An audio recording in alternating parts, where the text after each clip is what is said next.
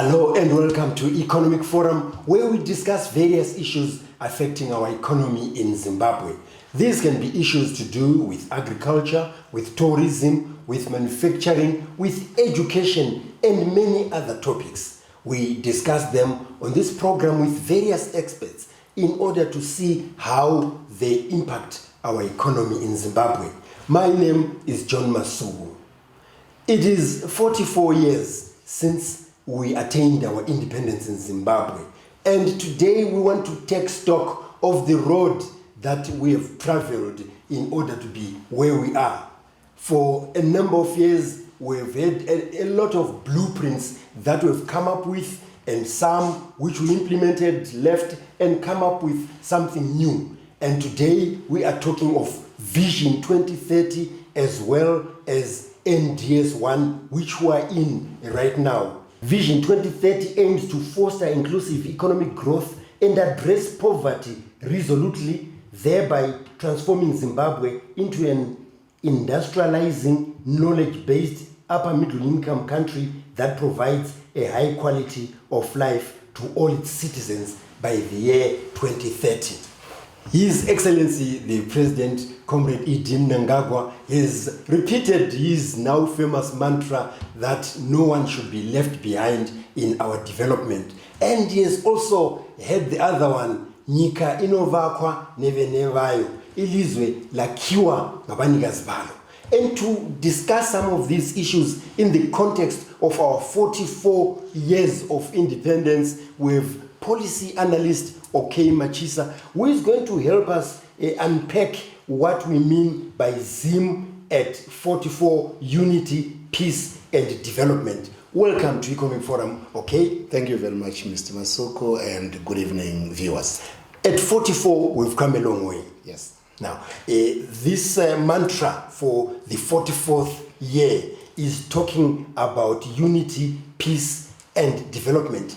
And there is context to those terms. So that would be our starting point. What is the context from where we've come from, and also how do these assist us with our economic development? Thank you very much. I'm not very sure if I'm the best person to articulate some of these issues, but I think as a person who was born in 1970, and by 1980, when we attained independence, I was 10 years old. And what I know for a fact is that we had a lot of eating and drinking in 1980. And that gave me the spirit that we are now independent. And what I can actually remember that time is that we then realized that actually we are now able to drink a Coca-Cola. We are now able to eat meat. We are now able to feed on certain foods that we never thought we could enjoy. But well, as you have indicated, 44 years is quite a lot, and we need to thank those that went to the liberation struggle to make this independence come true. And those that have gone and those that are still living, we want to say kudos to them. And you have raised an important word, which is unity. If all strings are pulled towards one direction and everybody is in unison and they are able to understand each other, and we are able to pull towards one direction, towards one vision, towards a goal that all of us can ululate at the end, we know we are achieving. So unity, precisely why 22 December was declared a National Unity Day, is because ZAPU and ZANU-PF on the 22nd of December 1987 realized that there were so many challenges which were facing the country, but they noted importance of unity, pulling towards one direction. And that's why the late Robert Mugabe, President Robert Mugabe, and the late our father of the nation, Joshua Nkomo, realized that let's drop all the challenges, all our struggles that we are having, and pull towards bringing up Zimbabwe, because this is the country that they fought for and they had attained independence, and that's where we are today. So unity for me is the basic of doing everything, because if you define unity, there are no frustrations. You don't have popcorns. You are actually talking with one voice. You are looking towards a certain direction where you are saying everybody should have harmony. Yes. While you are there, in case AMA 2000 are also listening to you when you celebrated at 10 years old, they may not understand what was happening. But, there was, racial separation, and this had come to the end because of the Liberation War. And right from start, the former Prime Minister, who then became President, Robert Mugabe, pronounced the policy of reconciliation. And even those who were fighting, black people, in order for them not to attain their independence, were brought into government. And you're talking about the Unity Accord of 1987. Even we ourselves were at each other's throats, after independence. And this is an issue now that is being addressed by President Mnangagwa through the Gukurahundi meetings that are taking place. Now, I would like you to discuss that, the importance of that, addressing these issues in order to attain long-lasting unity for economic development. You see, our president is a person who does not want to divide the country, because he is the father of everybody. There is no North Zimbabwe, no South Zimbabwe.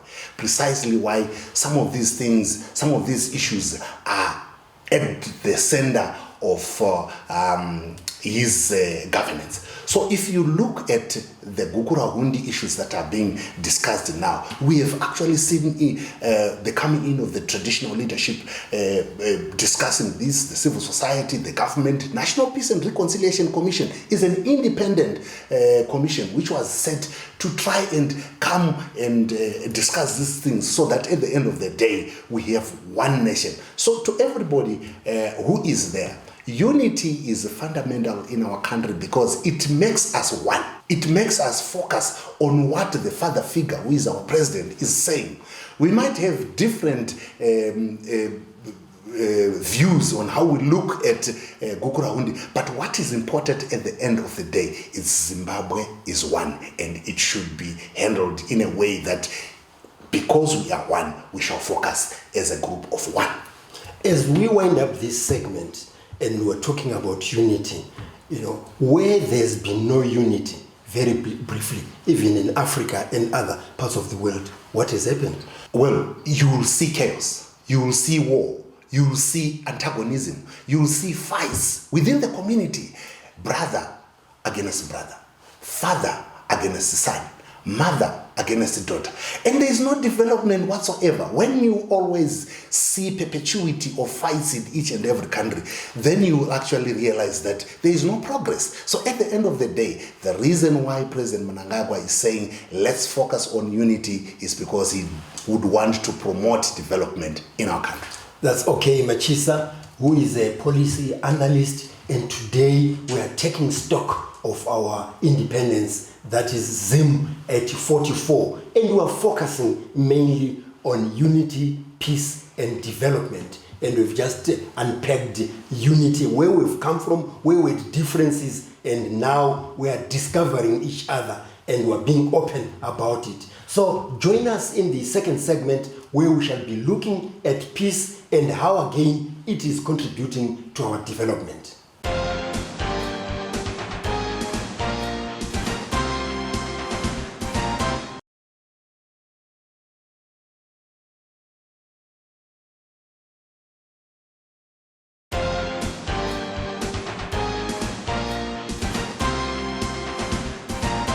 In the last segment, we spoke about unity, where we've come from as a country since independence, the pronouncement of the policy of reconciliation in 1980, as well as the Unity Accord of the 22nd of December 1987.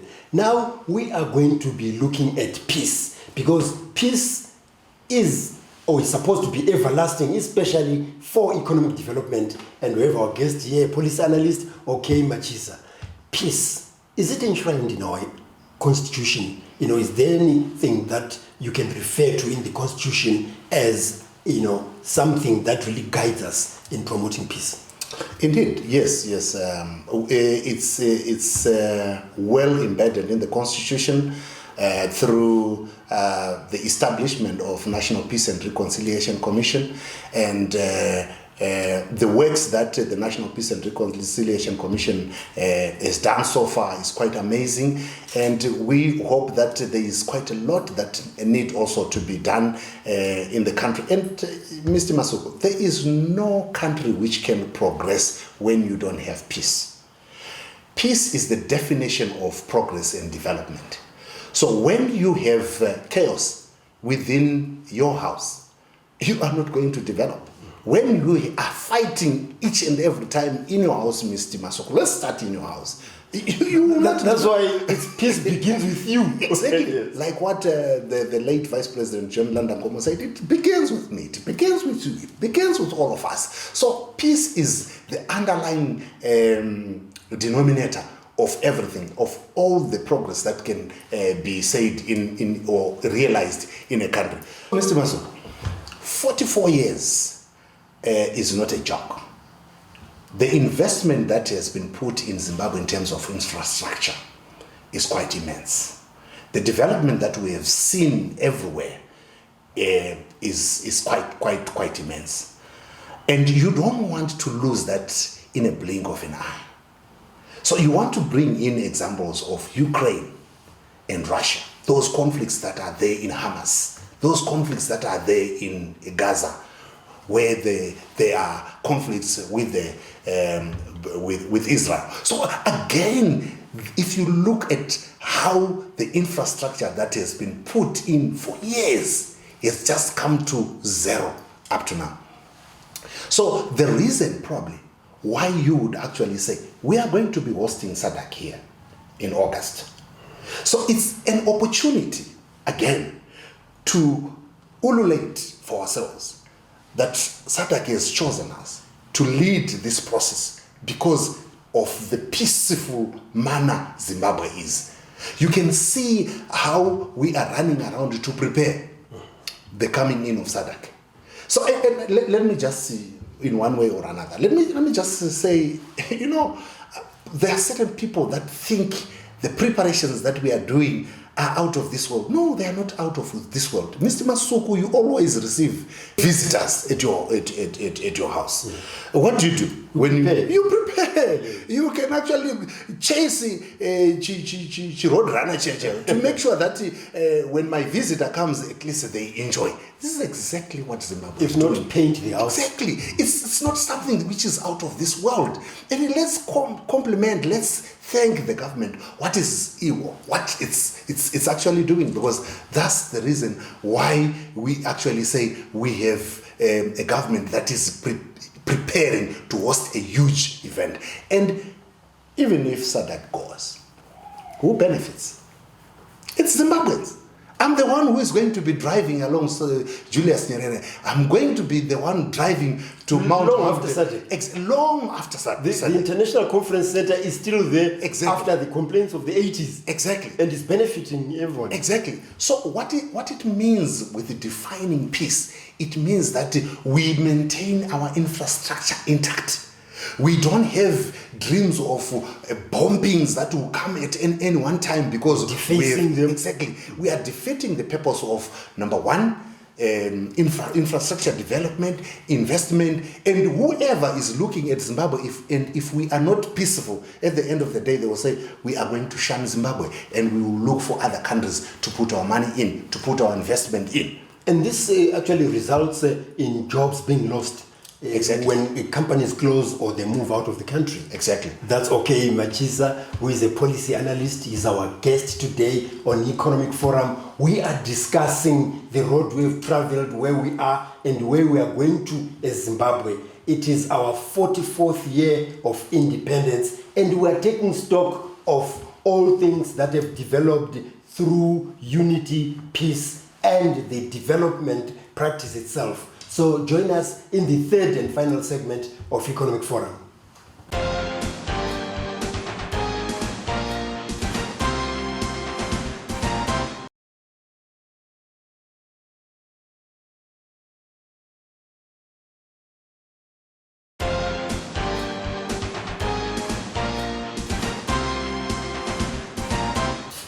We are now in the third and final segment of Economic Forum, where today we are discussing unity, peace, and development in the context of celebrating our 44 years of independence. And our guest is policy analyst Machisa.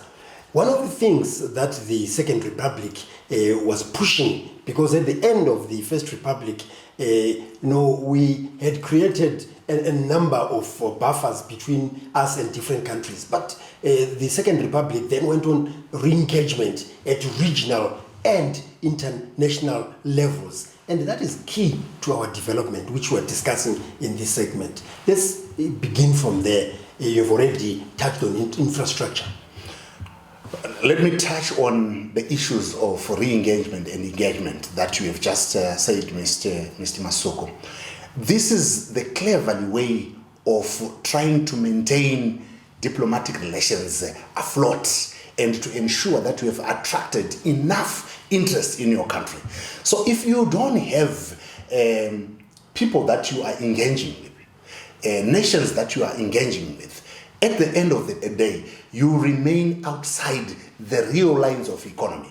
So what the Second Republic has just done or is doing is to try and put efforts in ensuring that the relationship that we have with those countries that are outside, probably those that had decided to pull out and those that were thinking of pulling out, they are re-engaged and taken on board as we progress with our development. Let me move on to the next part of issues of infrastructure.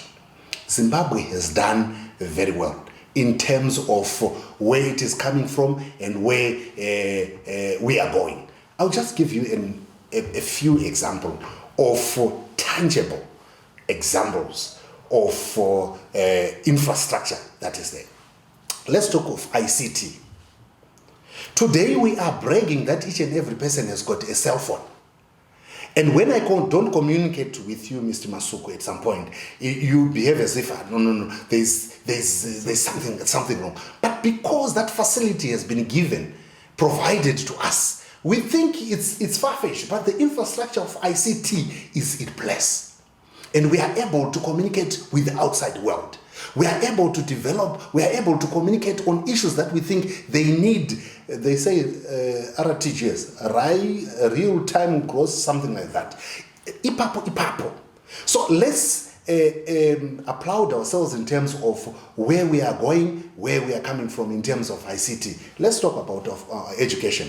When I was growing up, I only knew one university in Zimbabwe. How many universities do we have? A number of them under the government as well as under the churches and so forth. It's varied now. Exactly. Let's move on to issues of industrialization and modernization, which the Second Republic is actually talking about. Let's look at our road network. We had one of the roads that was killing people on daily basis, Beitbridge, Harare or Chirundu Road.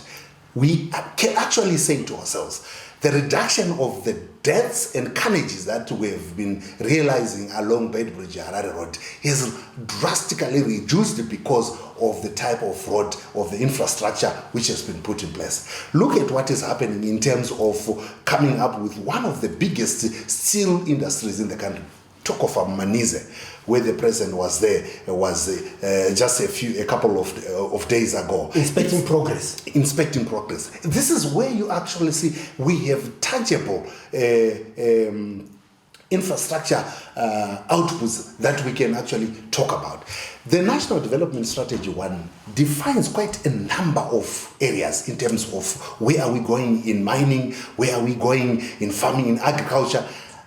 We have drought in Zimbabwe, but there are so many mitigation strategies which the government has put in place in order for the people of Zimbabwe not to starve. And that has been done because people are following issues to do with Fumvudza in Twasa. You can actually say right now that you have got an example of a country which could have gone very wayward in terms of hunger. But because of Intwasa Fumvudza program, it has actually taught our communities to come up with strategies of drought mitigation. So at the end of the day, we can say our government is progressing towards Vision 2030, which I think at one time, some of the things might be realized well before we get to 2030. Of course, some might not be realized, could be realized after. But in terms of being on track, in terms of our development, I think our government is doing very well. Without seeming to be taking you back to the issue of engagement and re-engagement at regional and international level, all these projects that you've talked about, they also involve our partnership with companies, with governments of other countries, but with us dictating our terms so that Zimbabweans benefit. I think you have to stress that point, because people might say, no, but we see other nationalities coming in, they're the ones who are benefiting. Stress the point that while we partner, what is important is that we benefit as Zimbabweans. Indeed. So when you see a country bringing in investors in our country, it doesn't mean that these investors are going to take it all out. But what is important is to analyze, to understand that there is an incremental knowledge that we need also to take on board. When these people are coming in, they are coming with their knowledge. But most importantly, they are coming to teach us how to do certain things. I'm happy that the government is establishing manufacturing companies that would see Zimbabwe producing lithium batteries, that will see Zimbabwe producing solar panels, that will see Zimbabwe, and that's exactly what we want. So when we see some other people coming, the Germans coming in, Chinese coming in, the Indians coming in, they are coming in not only to take our minerals, but to share knowledge and expertise, so that at the end of the day, we don't depend on the fish. We are taught how to fish. We are given fishing rods. As we see the example with the roads, where for some of the roads, government actually assigned local contractors. Exactly. So at the end of the day, we would want to see the government progressing towards Vision 2030 and allowing us as Zimbabweans as also to be part and parcel of taking some of these big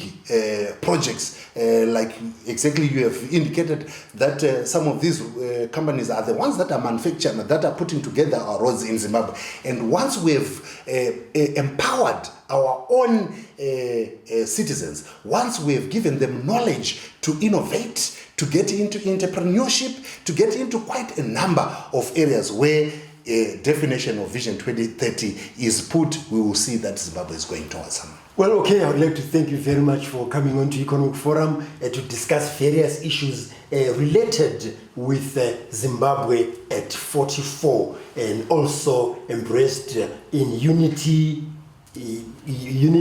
peace, and development. And we've seen quite a lot, as OK has explained, of things that have happened in Zimbabwe through embracing those kinds of mantras that we've heard, including the one which we had before, Nyika inovakwa nevenevayo.